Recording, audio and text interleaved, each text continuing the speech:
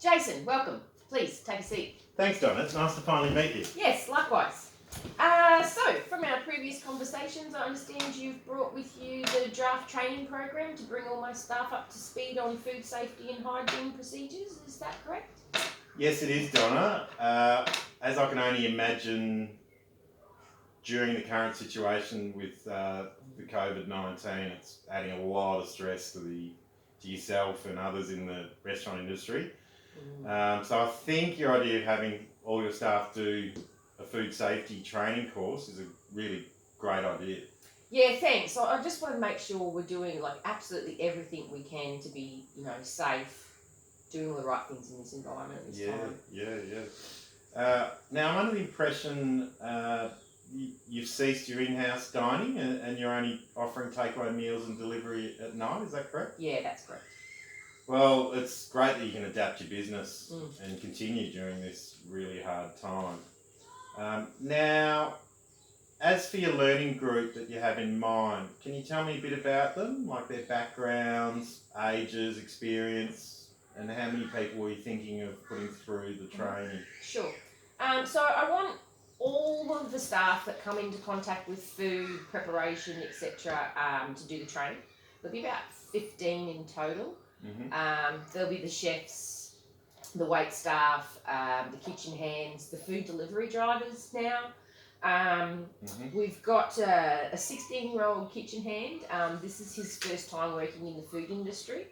They're a mix of people, all different backgrounds, ages from 16 up to about 55. I would imagine that some of the senior staff have probably done this sort of training before.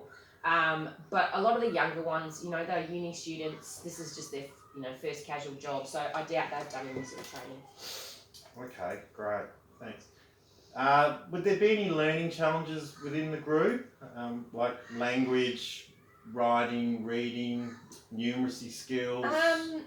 Yeah, I've got 2 staff. Their English isn't their first language. Sure.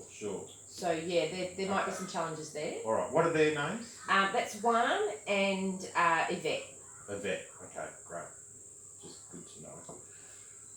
All right. And what sort of level of communication are we looking at with Juan and Yvette? Like, do they understand simple verbal instructions? Can they read and write simple text? Do they follow procedures? Look, they can understand verbal instruction pretty well. Yeah. You've just got to be a little bit slow and clear about how you pronounce things. Yeah. I don't believe either of them are very good on writing, at least not in English. Okay. I have noticed that the other staff tend to kind of lead by example and demonstrate how to do things for them. Yeah. They're very quick learners once they've been shown, Sure. but that tends to be the best way to approach them. Sure. Yeah. How long have they worked for you? One's been with us for just over a year, and Yvette's relatively new. She's been here for about 4 months. 4 months. Okay, great. Thanks.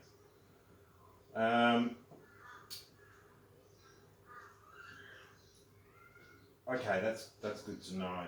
So the training that I'm proposing, I think it'll suit your group as well as your aim.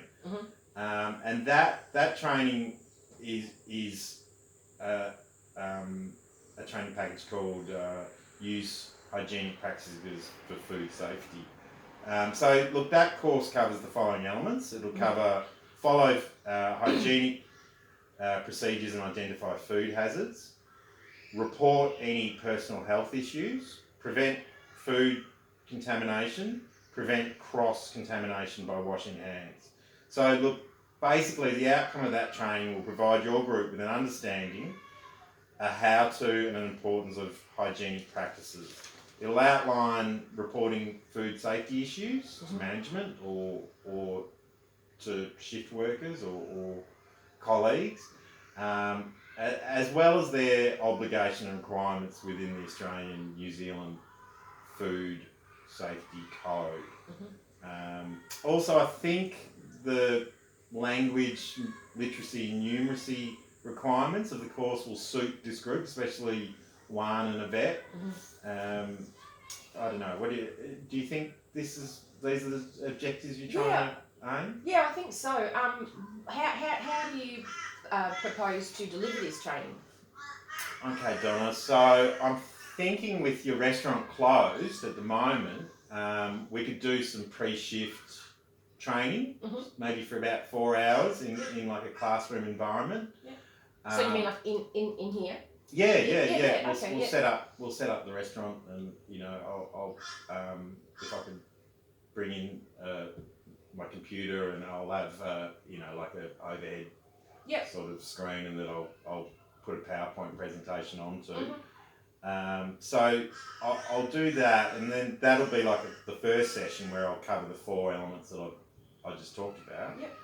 And I'm thinking of doing a PowerPoint presentation, so that I'll cover the responsibilities of the staff, identifying hazards, reporting hazards, personal hygiene, and I'll also just touch on the Australian New Zealand Food Safety Code, which is part of the course. Actually, it goes through that. Nothing too in depth, just sort of identifying it,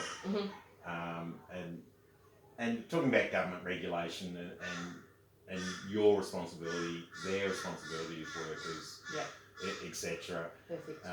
I'll also add some documents. I'll have some documents, such as basic step-by-step hand washing procedural guides, which I'll actually laminate a few and give to you for your hand washing stations if you like. Yeah. And if you don't mind, I wouldn't mind getting a copy of your food safety program. So that's all your HACCP recording sheets. I can go through that with the group as well if you like. Yeah, that'd be good. Great idea. Great. Look, I probably will. I'm thinking I will need internet access. So would you mind if I used your Wi-Fi? I really don't need it for long, but I'll touch on the Australian New Zealand Food Safety Code website and bring that up. Yeah, that's fine. Yeah, great, thanks. Hey, I will say though, this is all sounding good. I'm just a little worried about the checks and balances of the group, like absorbing this information, especially with one and a vet, like the language barriers I mentioned earlier. Okay. What are your thoughts on that?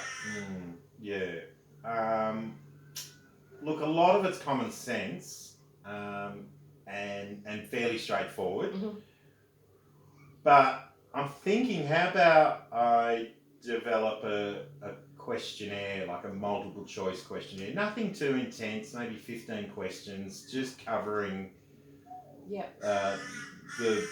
covering some of the main issues that we need to cover. The answers can be discussed as a group, and I'll ensure to include those two on the discussion. I like that idea, but instead of doing it as a group, would it be possible maybe to get them to do them individually? You can discuss as a group at the end, but if you did them individually and then gave them to me, I can at least see their results and see if anyone isn't really understanding. Oh, yeah, that's a great idea. And then maybe look at some one-on-one training. At least then I can identify anyone that needs to be followed up on. Sure. That's a great idea. Okay, I'll look at that for you. Thank you.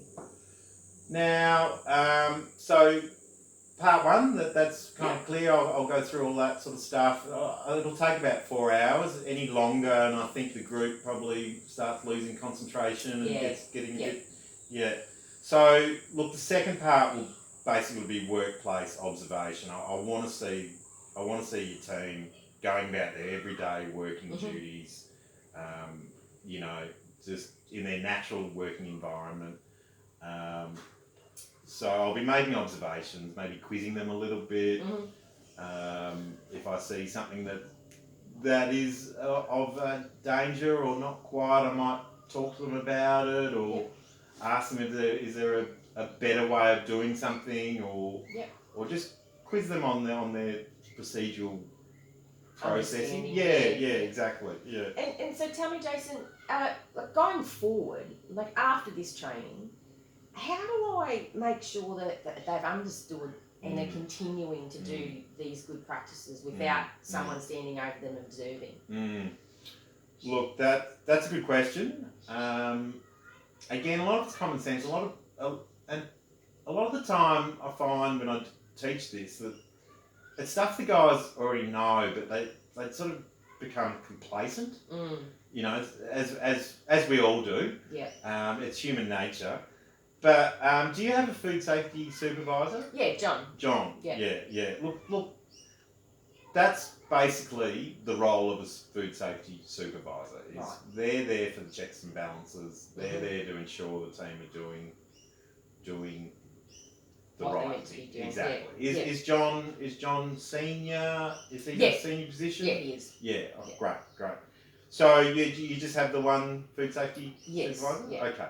Look, actually, come to think of it, this unit we're doing is actually one of the 2 units for a food safety supervisor for them to get their Oh, okay. certificate. So I don't know. Maybe I'd probably recommend another staff member. Maybe I should do it. That'd be great. I really think that's an important thing.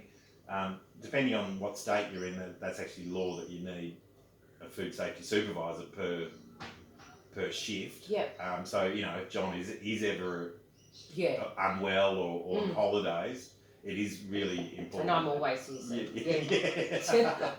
Yeah.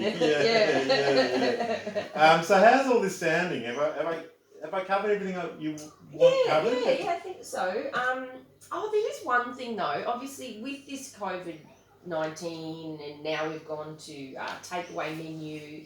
You know, we have had to change some of the things that we do. Obviously, with the way we handle. Sure, some of your policies and and with procedure. the takeaway now, obviously we have sealed napkins, sealed cutlery. Obviously, concerns around the hygiene of touching things. Yeah. Is there any way we can incorporate that into this training as well? Yeah, no problem. Actually, that would be a great example when I'm talking about the organisational procedure and practices, which I was going to bring up in the PowerPoint, sort of around the introduction of the course and what we'll be talking about. Yeah. So that would actually be a really good example I could use and talk about with the group and get the ball rolling there. Yeah, perfect. Yeah, Sounds good. great. Oh, good. Okay. Well, I'm glad you're happy with all that, Donna. Sounds good. Thanks for your time. No problem. Just think about it and We'll talk soon. we'll talk soon. Great. Lovely. Thanks, Donna. Thanks. Bye. Bye.